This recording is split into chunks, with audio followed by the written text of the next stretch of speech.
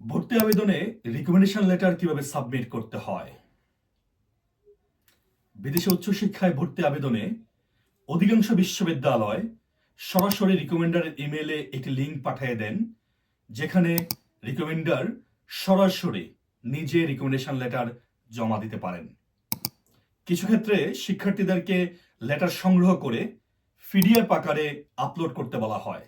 সেক্ষেত্রে একজন শিক্ষার্থী রিকমেন্ডারের কাছ থেকে রিকমেন্ডেশন লেটার সংগ্রহ করে, যদি সেই রিকমেন্ডেশন লেটার হাতে সাইন করা হয়ে থাকে, তাই স্ক্যান করে পিডিএফ আকারে যথাযথ পোর্টালে আপলোড করবেন। মাথায় রাখতে হবে, হাতে লেখা রিকমেন্ডেশন লেটার সাধারণত গ্রহণযোগ্য নয়। অবশ্যই সেক্ষেত্রে কম্পিউটার প্রসেসড হওয়া সর্বোত্তম।